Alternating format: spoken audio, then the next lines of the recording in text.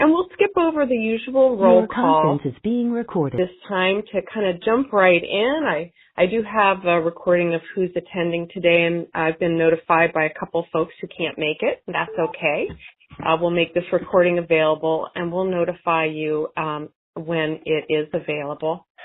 I'd like to start off by introducing some folks who came to our Nutrition Directors meeting in August. They're from OES, and we have Ilana. And Ilana, is Russ on the line also? Yes, I'm here. You're there together. Okay, great. So Ilana coordinates OES's projects in the health portfolio and leads projects related to enrollment and health benefits and patient and provider behavior. Prior to OES, she managed randomized evaluations international development and randomized evaluations international development, and served as an AmeriCorps Vista Fellow with the Medicare Rights Center in New York City. Ilana has a BA in economics from Amherst College and a master's in public policy from the John F. Kennedy School of Government at Harvard University. Russ Burnett is also on the line, and he divides his time between project work and serving as OES's Research Integrity Fellow, supporting the team's commitment to reliable, reproducible, and transparent methods. He's a cognitive psychologist with a research background in judgment and decision-making, causal reasoning, and culture and cognition. Russ has also worked as a general social scientist and a survey methodologist for government and private sector clients. He has a PhD in cognitive psychology from Northwestern University and has also worked as a postdoctoral researcher at Yale University and Hebrew University. So I'm just going to take a moment to pull up their slides, and I'll be turning it over to Ilana and Russ in a second. All right, why don't you proceed? Thank you, Ilana and Russ. Great. The slides look great. I can see them on your screen, so thank you. And I hope, so it looks like there's 12 people on the line, and I hope some of you were at the North Beach meeting, so I got to meet you in person briefly there with my colleague Michael. But for those of you who haven't, thank you for letting us join your meeting and talk to you a little bit about this project that we're working on. We're really excited to be here. So I'm going to talk through the first couple slides and then hand it over to Russ, who will talk about what's next. So the first one, what is the Office of Evaluation Sciences? So we're a group based in the General Services Administration, which is one of the agencies in the executive branch of the federal government. But the way that we work is we provide technical services to other agencies by bringing insights from psychology, behavioral economics, and other research areas to turn into concrete recommendations for how to improve government, and particularly looking at instances where individual behaviors and how individuals participate in government programs and respond to government instructions. Those kinds of instances are where our expertise applies the most. So we've completed projects with GSA that have resulted in millions of dollars of cost savings for the federal government. We've worked with the Department of Defense to enroll active duty service members into retirement plans by changing the way we ask people if they want to enroll in retirement plans. We've informed 500,000 Americans about the benefits of getting vaccinated, including elderly adults and veterans through VA facilities. And we've worked with Department of Education to show how text messages can increase college enrollment by 6%. So we work on a range of different topics. As Judy mentioned, I manage the health and aging portfolio, and Russ mostly works on veterans affairs. So we can go to the next slide. That's just background on our team. And the question that you might be asking is, how does this apply to congregate meals and the work that you do? So big picture, the goal of our team is to identify effective strategies to improve how individuals respond to programs. And we've been working with the Administration for Community Living at HHS in DC for a few months now about the Congregate Meals Program, and we know that the Congregate Meals Program relies on donations in order to provide the level of services that you all want to be providing. So there's a certain amount of budget coming from federal government, state government, but donations are also a key part of keeping the program running smoothly, making the experience really nice for the guests, giving them the right options for meal services, those sorts of things. And there's actually a lot that we know from psychological sciences about what encourages someone to give donations and how to frame those donations in a way that makes someone more likely to give. And so we've been trying to think about, and I guess I should also add that we know that the Congregate Meal Program works under a number of constraints. First of all, you want to provide meals to as many people as possible, and have the congregate part is not a small piece. That's a big part of why people are going to the meals in the first place. And we also know that that there's a lot of restrictions in how you ask for donations and whether they're required, and we're well aware of those restrictions. And because of the guidelines about not asking people below 185% of the poverty level, those sorts of things, makes it actually hard to implement what you do want to ask and things that do work.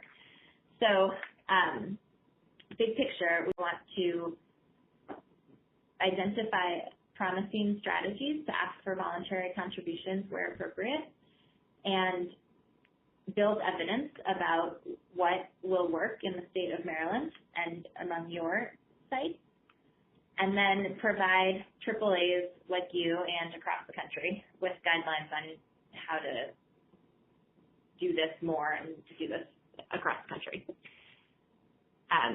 So we want to test strategies with the state of Maryland, and want Maryland to be basically an example that other states can look to when other states are trying to learn more about how to identify effective strategies. So now you get to see some of our pictures from when we did site visits out in Baltimore County and Annapolis.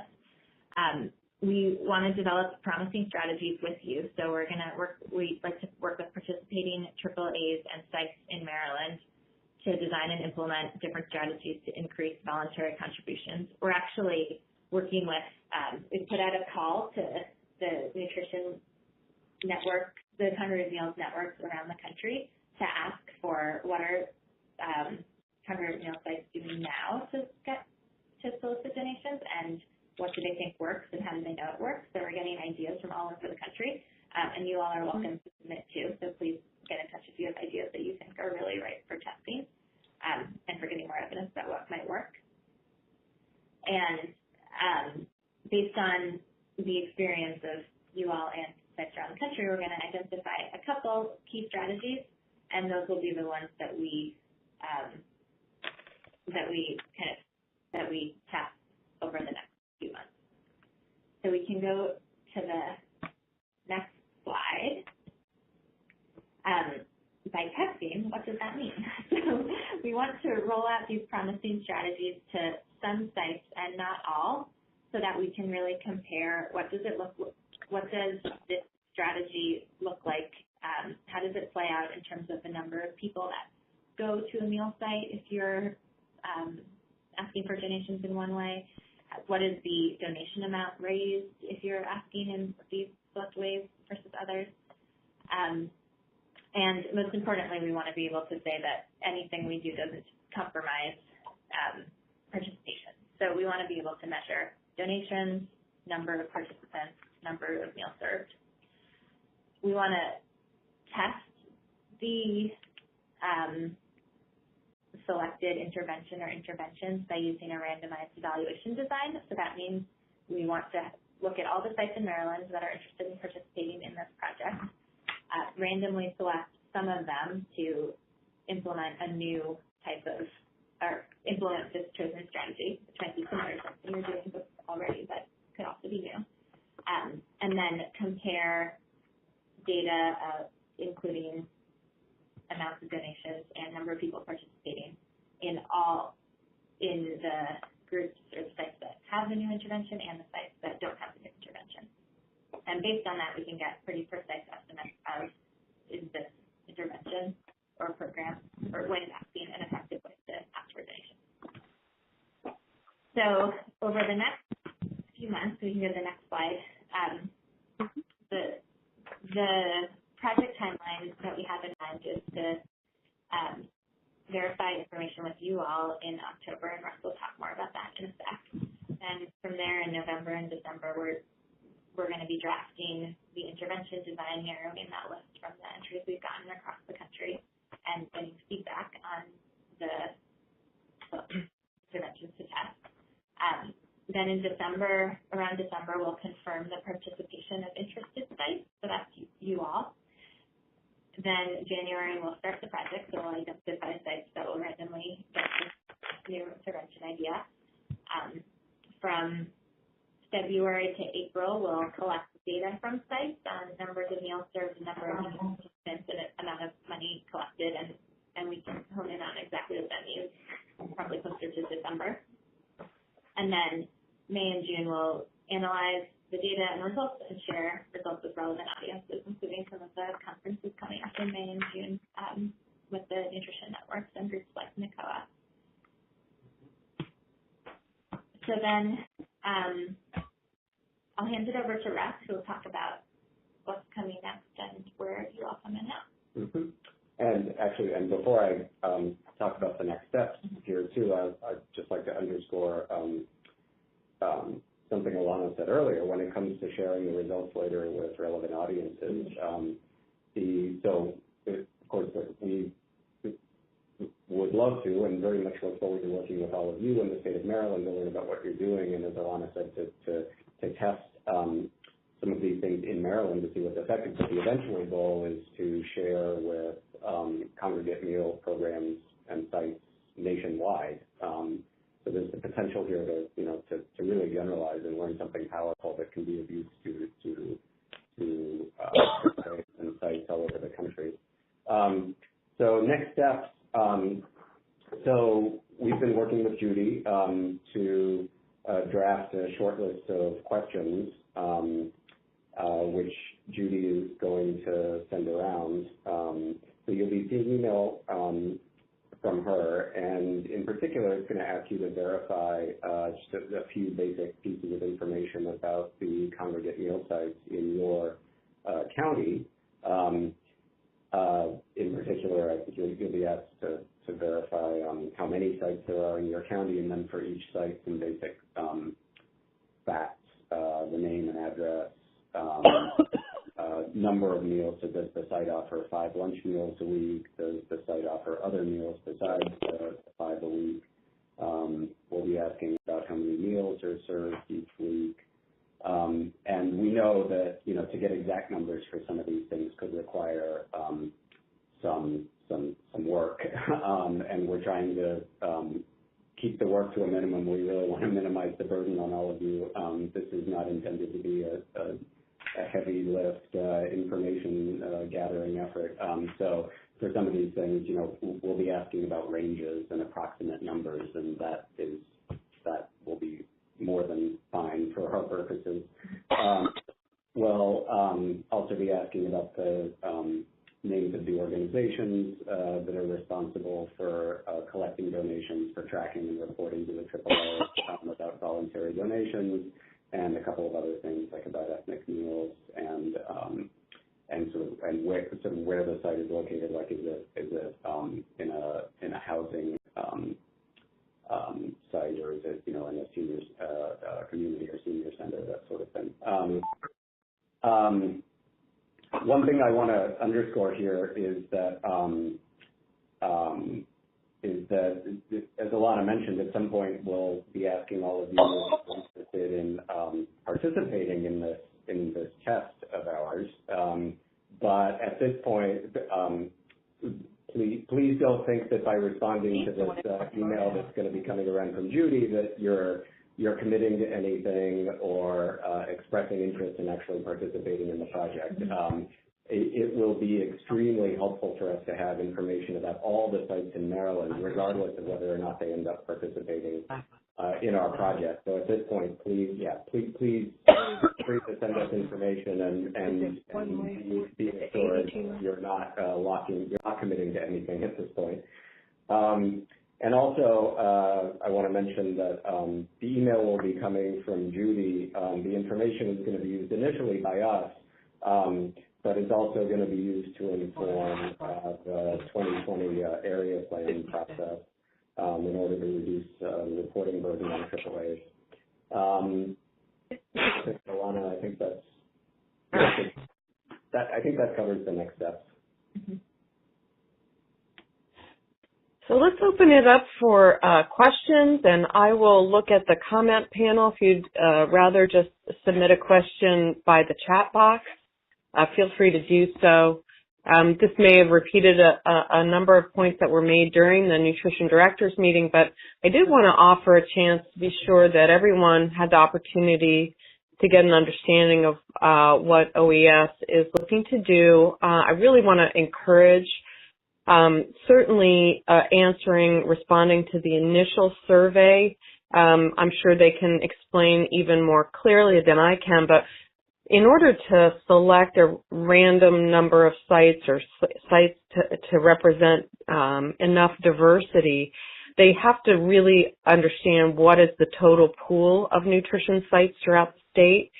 And as Russ mentioned, we'll be receiving that information that you confirm also, and we will input that into the upcoming area plan that will be you'll be submitting those next year. So you won't have to be duplicating that type of input into your forms in the upcoming area plan next year that will be for 2020 in the next few years. I've shared with them some of the more recent information on the sites that you have sent to us. So for many of you who have pretty stable meal sites, there'll be very little, if anything, that you'll need to kind of add or tweak. For those of you who have closed sites in the last year or two or opened some new sites, those will be the added work that you would need to do to just add those in. And then, as Russ said, that's totally separate from then indicating to them whether or not you're interested in participating. So I do encourage you to participate. It looks like, for real, Maryland's going to be part of a national model and trying out some innovative and really best practices. And so, again, I want to step back and just offer questions to come forward from the audience.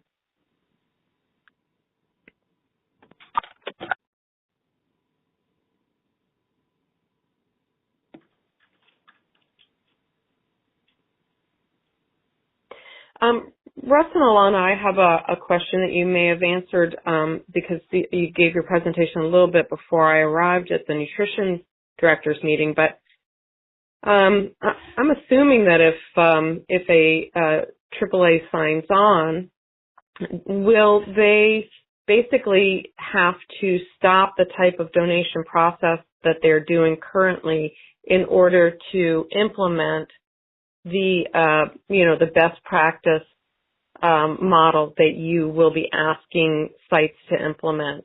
And if you've done that before or anything like it before, how does that work? Will there be a ramp up time and so on? Because I would imagine that might be a question that would arise at the AAAs. Mm-hmm. Yeah, so they definitely don't need to stop what they're doing, and in fact shouldn't stop what they're doing, particularly because of participating in this project.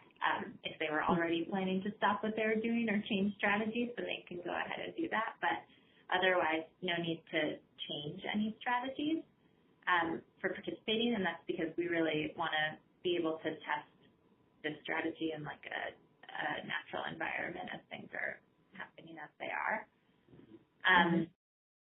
And then your second question was about whether there'd be a ramp-up period to get used to this new program.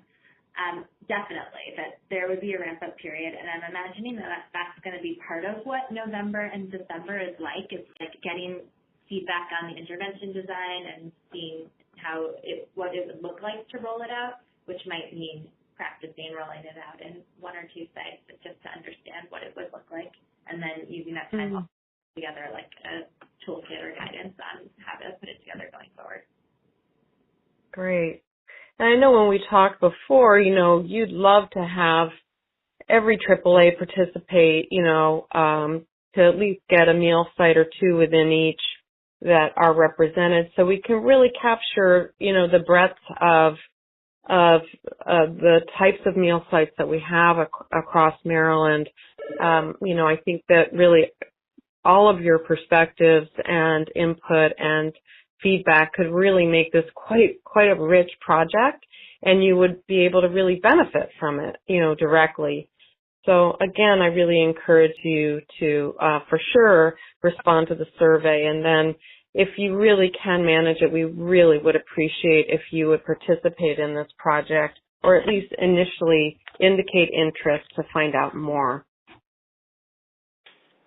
Any other I shouldn't say other questions besides mine. Any questions or discussion before we thank our guests?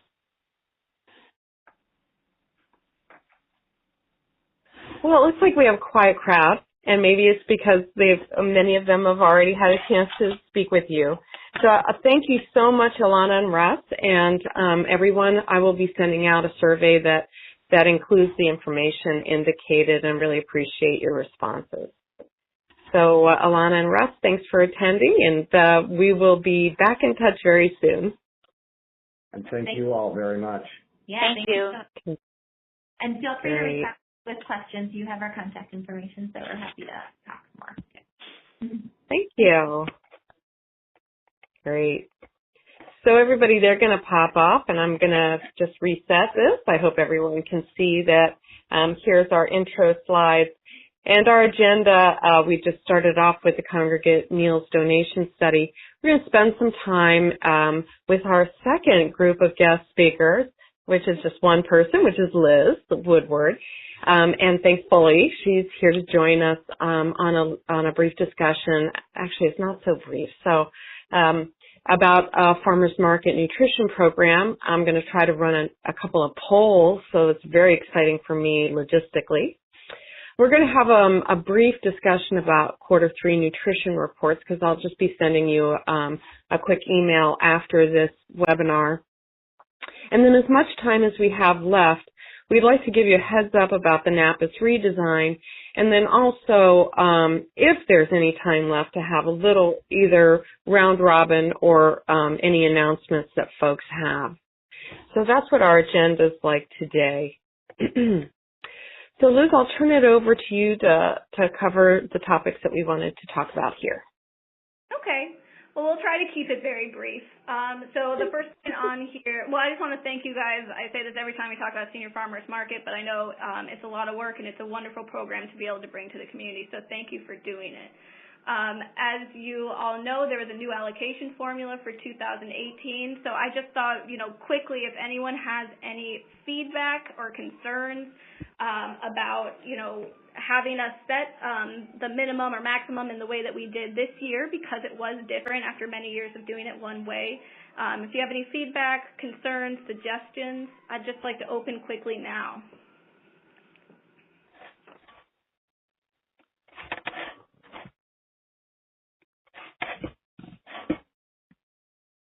I hope folks aren't being too quiet today. We'll keep quiet then. That's okay. I'll just mention piece of Maybe feedback. just use me on the line, Liz. No, I'm kidding. Okay. But one piece of feedback I received was, that people would like to be able to identify the amount that they would like on the application. So that's something that we're taking into consideration to put back on or to put on in a way. So if you do end up having feedback about that, email me. Hopefully you know my contact information. We also worked again with the University of Maryland Extension Food Supplement and Nutrition again this year to do the market to mealtime education materials. Many of you who participated in that did send me the feedback survey, so I thank you for that. It was largely positive feedback, but we wanted to see if there are any additional comments for those of you that weren't able to provide feedback or maybe didn't participate and you want to sort of talk about that at all. So I'm going to do another little open. If you have any comments, let me know. Liz, Hi, this is Patty. I have a quick question. This is Melanie. Is there any way to, or is there anything that's already been established in a variety of languages in terms of the educational materials for market to mealtime? Not in a variety. That was a big topic that we discussed, and they have all their materials in Spanish, but outside of that, we don't have any. So that's something that we also talked about in the room with the Department of Agriculture about yesterday to see if maybe we can reach out to some other communities since they have some contacts through USDA that might have done some more translations. There are other states with a lot of diversity as well, so that's definitely something we're looking into and something that's on our radar. Good, thank you. Yeah. Liz, it's Patty from Carroll County. Hi, Patty. I just wanted to say the market to mealtime presentations by the Extension Service were great, and we got really positive feedback. They loved making a recipe and tasting it, so that was very popular along with the education. Wonderful. Thank you. And so if you guys aren't familiar with that, Patty had the local coordinator from FESNI, who she already works with for a long time now, come in and do sort of a classroom-style presentation, and that was an option that was provided this year that some people took advantage of and others didn't. And it's part of our continued conversation with the FESNI folks. Anyone else? Okay, one of the things that we found in the survey that I was excited to see is that people indicated they did have an ability to use the materials to provide interactive nutrition education. It's something we've talked about in the past, and there's been some barriers, time, space, things like that. But since we got that great feedback, we really wanted to consider some additional opportunities for training with the FESNI folks about, more interactive opportunities. Is that something that you guys would be interested in? Does anyone have any comments on that?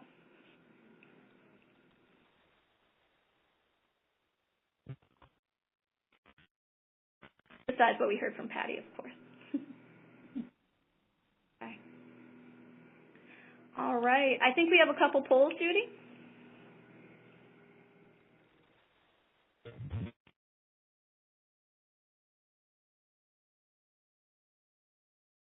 Oh, another question while Judy's getting those set up was, did anyone this year take advantage of the self-printing option or have plans to do that in an upcoming season?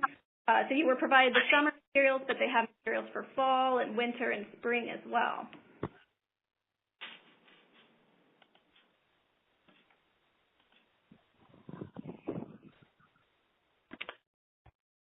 I'll show on our slide. This is the Market to Mealtime website, and so they do have, fall and spring, some other handouts. So we didn't know if you all were interested in making your own copies or providing that information in the future.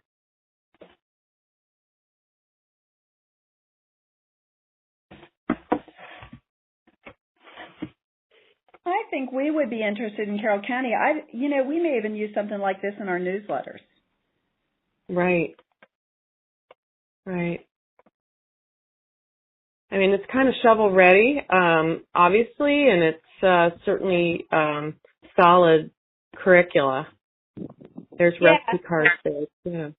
That was a big topic of conversation that we had with FESNI, was that they have this whole curriculum, and I hopefully remember when we did our training in 2017, we didn't really dive into that. We talked about sort of how to do, discussions, motivational interviewing, but this curriculum is available, and it is, just like any other, many of the other programs you work with, it's kind of ready-made, and you can plug it in.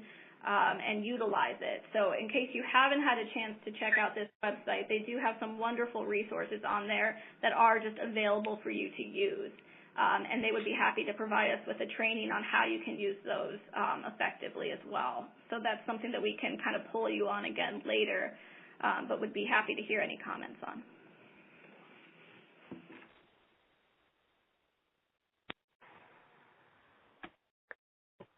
You got some. All right, so it looks like this is oh, go ahead. Yeah, so I was saying, introducing the polls. All right, guys, I'm going to do my best. I'm going to launch the first poll. Hold on one second. So the question is, sorry, I have to see my audience view. Do you have space and time to provide nutrition ed in a classroom or one-on-one during SFMMP distribution? So we'll hold this poll open. Let me see. I have to. I'm getting there, guys. Okay, there we go. We've got people responding, so we're collecting responses. I'll give you another about 30 seconds, and then we'll share the responses.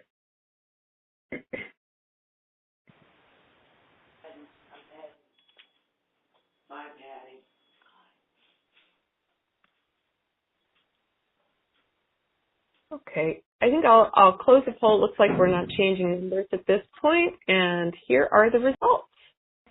Okay, so very mixed. So maybe some folks can and some can't. Okay. Okay, and oh boy, this is Judy at her top of the technical list here. Okay, so here is the second poll. Wrong thing. Sorry. Gosh. Sorry, 1 minute. No, that's not what I meant to do. Oh boy. You get me off task and I am really in trouble. Okay, hold on a second. It works so well during practice. That first.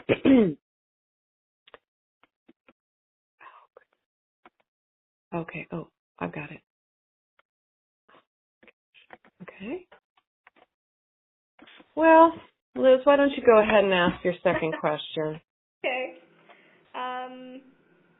So I think the two questions I asked before you had as polling questions. Was it the self-print materials? Anyway, we'll skip it. Yeah. Okay. I wanted to mention with the check log, thank you guys for turning in your check logs to me. A couple of things that I was seeing is that some people were sending in their participant applications along with their check logs. You don't have to do that. Just hold everything for at least 3 years, all of your materials, and the check logs can just be those register sheets. So they just have the agency at the top, the check numbers, the applicant's name and signature, and then your kind of initials from your staff. So that's really what we're looking for. And when we do monitoring, we might ask for additional materials. Yeah, so don't send us the scanned applications because we don't want to share that participant information if it's not necessary. I wanted to mention, too, I just mentioned monitoring. Monitoring is in development, so I'm sure you guys have heard that overall. With our agency, we're kind of working on a new plan, so you do not need to submit the existing monitoring report at this time. If you have it complete or have submitted it, that's fine. Just hold on to it. We expect that the monitoring will incorporate a lot of that information, so you can kind of just add to what you've already done once we request it. I wanted to mention, too, that USDA so yesterday I went to a training by USDA with the Maryland Department of Agriculture, and they're really kind of taking us through all aspects of the program and how we can run it, a lot of stuff with the farmers, and there's been a lot of discussion about how to sort of boost participation, which I know is a lot of feedback that I've received from you guys. But there's some things that we're finding that we're supposed to be doing and haven't yet. So, for example, we're going to be incorporating a training next year that's going to have some aspects of civil rights training that we haven't been doing. It's something that's required of all USDA programs, that people are aware of what a civil rights complaint looks like and that you're prepared to deal with it if such a thing happens. And another element, just so you get the feel for kind of what we're talking about, is some detail. We haven't been, for example, checking conflict of interest. So you'll see that represented on the application when we put it out next year, that we'll be asking you to identify if you have any conflict of interest, if any of you or your volunteers have a farm. And, we'll address all of that in the training that we do as well. So in general, because we're kind of looking at that and we're seeing that we're going to have to make some changes, all of that's going to be led by the Department of Agriculture, and we'll be doing our best to work with them to make sure that whatever new policies they're putting in place really work for you guys and incorporate your experience and the feedback that we've been receiving from you for several years now. But do you have any thoughts right now on changes that you'd like to see in our policies or suggestions for 2019? Liz, this is Jill from Baltimore County. Going back to that training, who exactly is going to have to be trained as part of that? So we'll be asking one sort of main coordinator for each of the participating AAAs to be trained, and then, it'll be your guys' job to communicate that information down to whoever's working on your program, whether it's other staff members or trained volunteers. Okay, great. Thanks.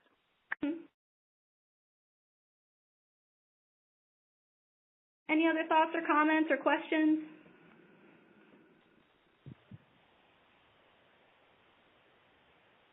Okay, so you'll definitely be hearing some updates from me about Senior Farmers Market coming up. As you all know, the time for getting checks out ends basically on Sunday. You guys have all done that.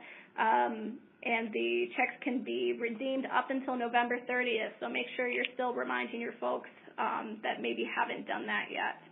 And I thank you guys again for having me on the call and for all of your work to make this program happen. I'll pass it back to Judy.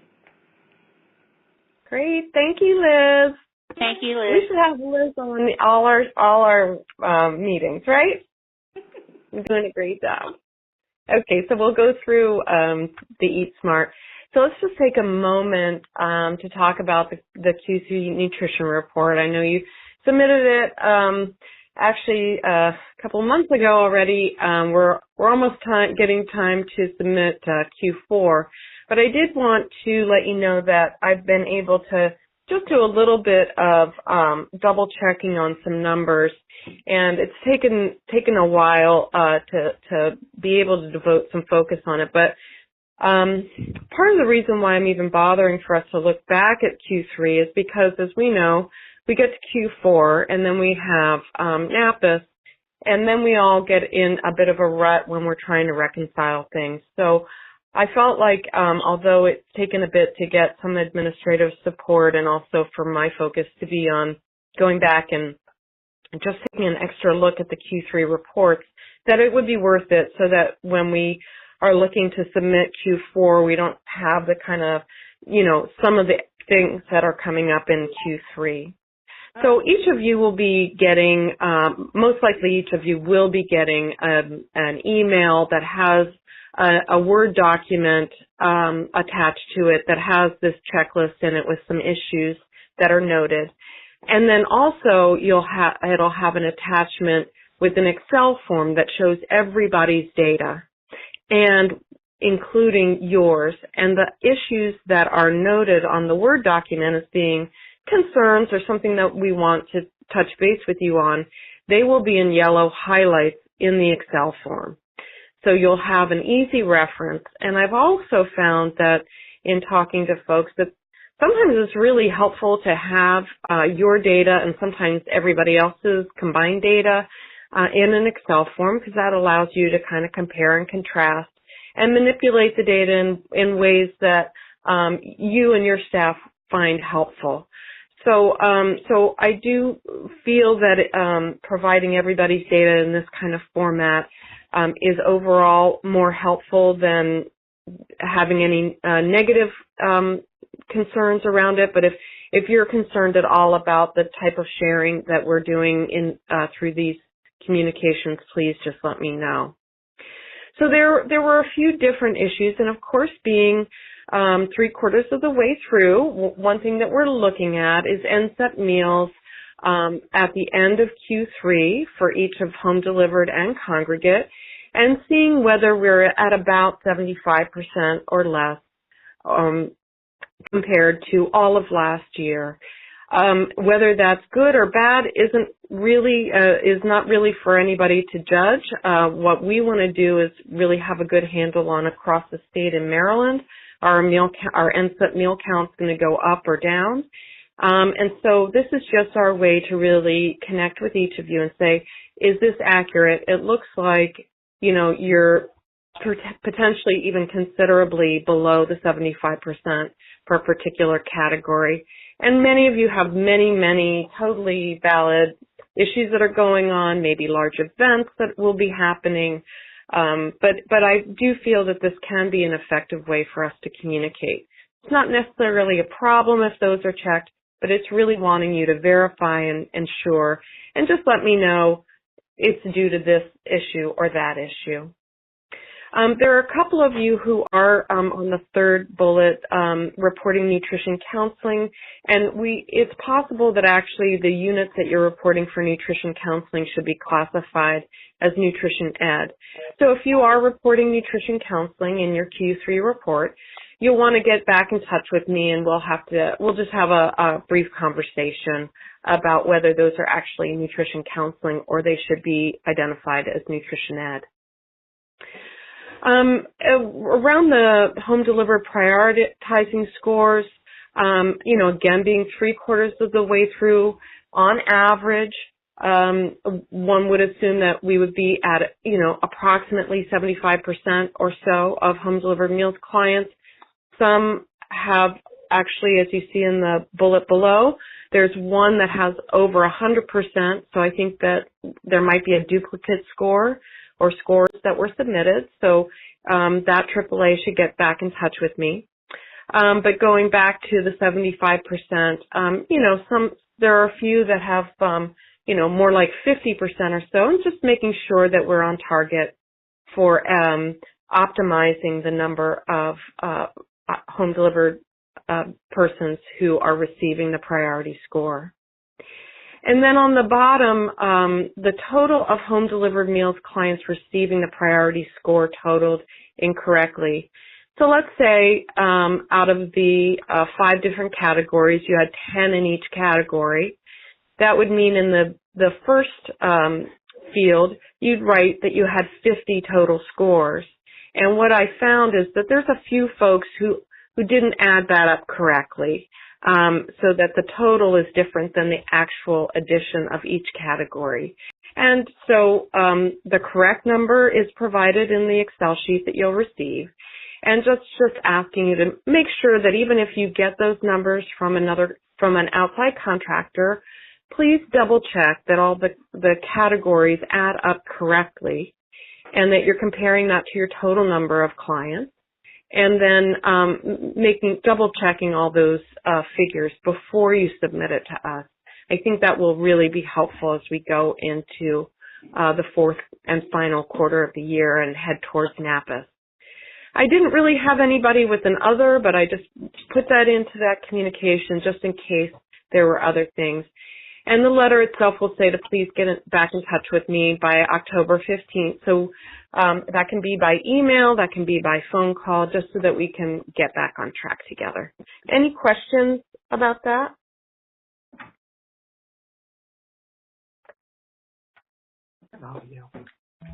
All right. I'll probably be sending those out later this afternoon. Just wanted to give you a heads up. So we'll go on for our last main topic, which is an overview of the NAPAS redesign. And for the last couple of years, we've been talking about this coming. And MDOA, and I'm sure all the major national and regional networks, and I'm hopeful that your AAAs did submit comments during this several year redesign process. We were told that although we were not provided exact dates when the redesign would be launched, but I've just become aware that it's been posted on the ACL website that the redesign has been officially completed and that there's a rollout that's going to happen early next year.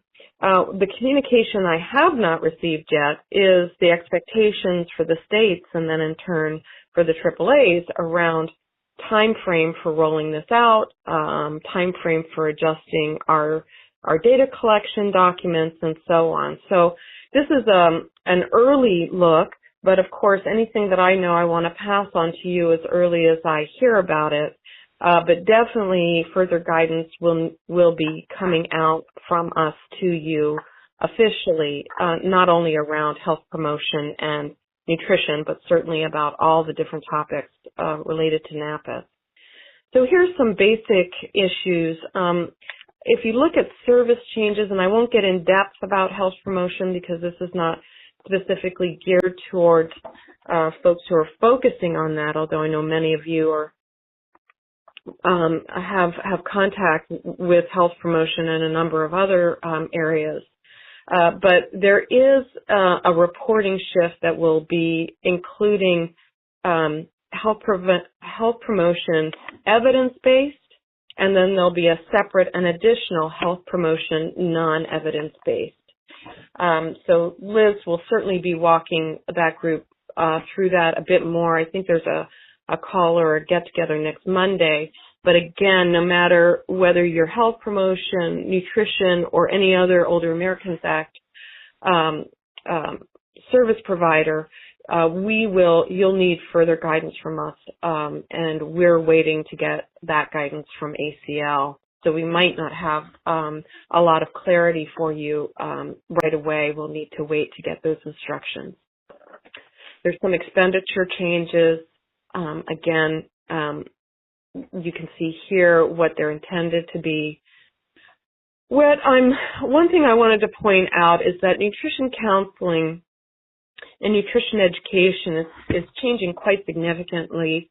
Although the language may or may not be drastically changing around nutrition counseling, you will notice that the service units is broken out by hours. And I think most of us actually do not implement what they would call nutrition counseling. As we send out further written, and of course we'll have forums to discuss these things, but written guidance around nutrition counseling, we do intend to have a lot more guidance around what that means so that you can work effectively with your nutrition consultant and we can ensure consistency in terms of reporting that. With nutrition ed, in a way, it's very much the same, except if you notice the service unit is based on sessions. And that is really going to, in all practical purposes, unless you're doing a home visit with a home-delivered meal client and performing nutrition ed, it's really going to remove the types of nutrition education that you're counting currently with your home-delivered meals clients. It's virtually eliminating the handout, newsletter type of counting of nutrition education service units. This is something that the National Nutritionists has felt very strongly about. And we knew that, the past few years. However, without that specificity in the NAPAS, we continue to allow you to provide the nutrition education in a variety of ways. And actually, I feel that if anything, they should have allowed more diversity in the types of nutrition education that could be reported. And we recommended that, but they have not gone that way. And so there's group estimates that you'll be able to provide in nutrition education, again, yet to be defined more clearly by ACL, but in looking through the documents, that is the type of language that they're using. So let me just pause here to see any comments or questions.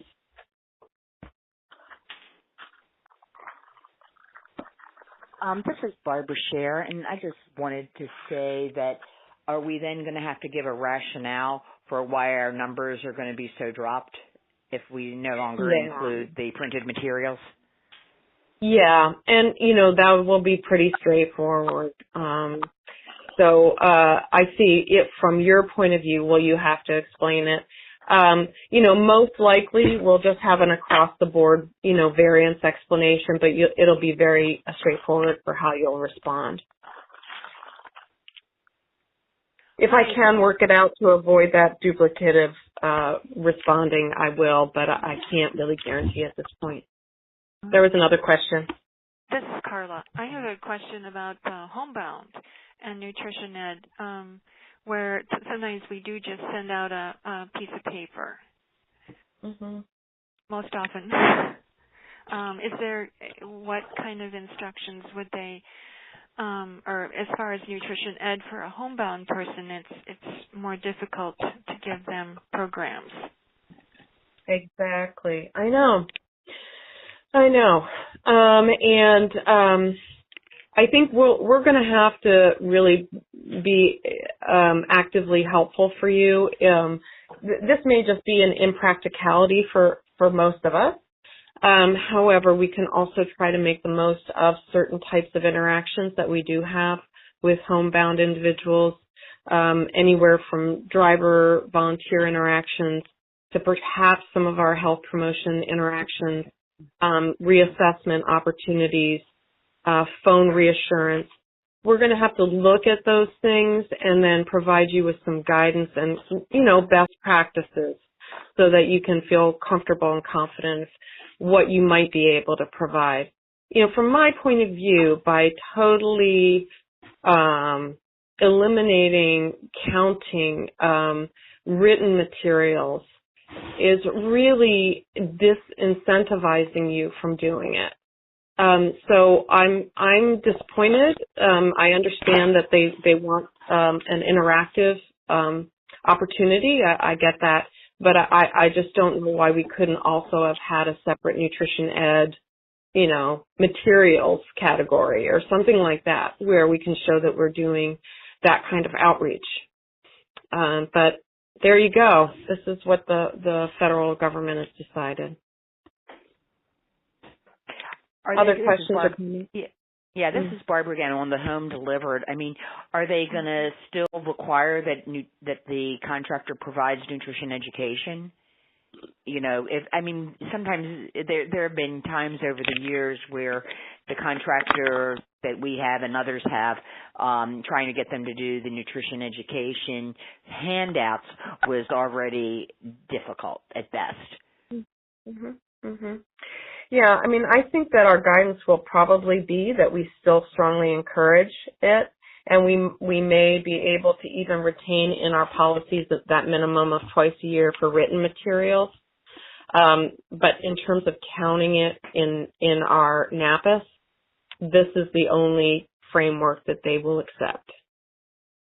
So it's a good question, Barb, not only what our state policy may continue to say, and also what you need or want to put into your contracts versus what is submitted in NAPIS. Those are kind of three discrete things that used to match up exactly. However, now we're going to have to look at them as separate issues. Yeah. So more on that. Thank you for bringing it up. When is this supposed to take effect? That is exactly my question. I was really surprised to see this going into effect and being final. So ACL still has not contacted us to provide trainings around not only, understanding all of these changes, but the whole rollout period. So more to come on that, Barb. I figured we might as well talk about it to begin these discussions, even though I didn't have all of the details. Here you see what they are going to be collecting. And as you can see, they continue to want to collect the ADLs and IADLs. I saw in some of the preliminary materials, although I haven't seen it yet, that there may be some specific instruments that are recommended for ADLs and IADLs. And as you can see at the bottom, they're still requiring the determined checklist. So that is what that is. As you know, we submitted our comments citing that to continue, but it is still remaining there. And again, the National Nutritionist has felt very strongly about that. And from my knowledge, it's really, folks have delegated her the call on that. Here we have the age. As you see with gender, we now have an other category. And, you know, I believe, I'm not obviously an IT person, but I believe if in your jurisdiction you have other categories, one or more, that could be classified and merged into that other, at least it's a way to have it count as other versus missing. So that was positive, I thought. It still is collecting, you know, the lives alone and the at or below poverty and so on.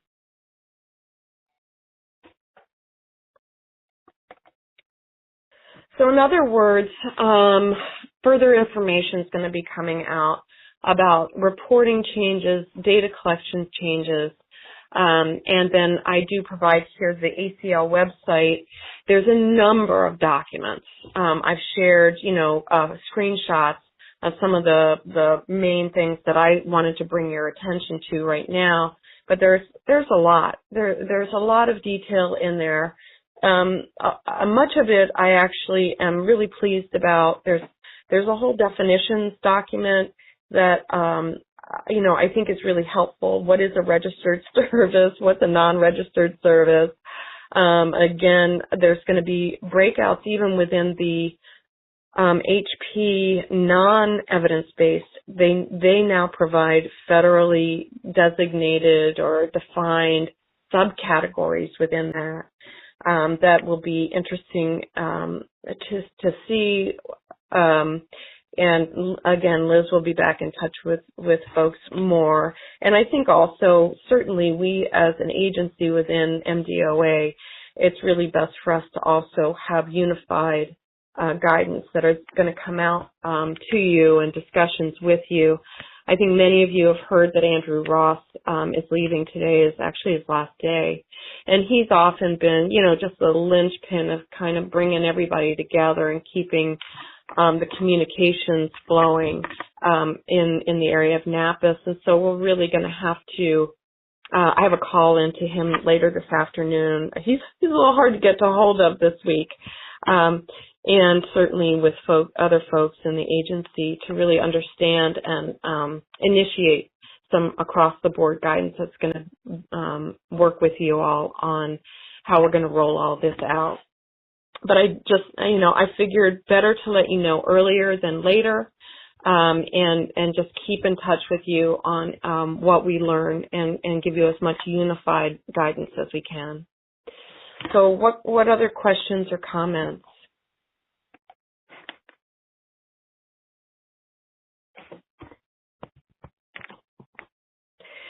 There's always change, unfortunately. And I think, I think that generally we're going to see, I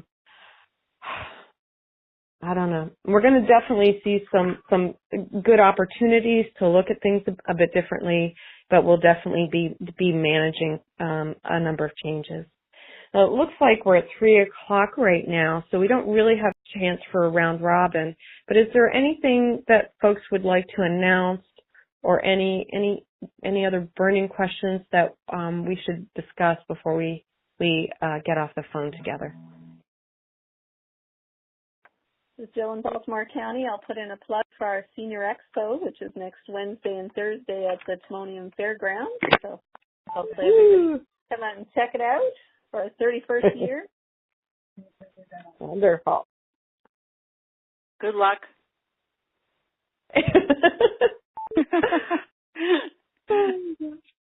All right, folks. Thank you so much. And I do apologize for some of the technical issues and the timing. And I'm working on being perfect, but I'm not there yet. You don't need to Thank be. you so much. We love you All anyway. right. Okay. Thanks, everybody. Bye-bye. Bye-bye. Thank you. The leader has disconnected. The conference will be terminated in 5 minutes.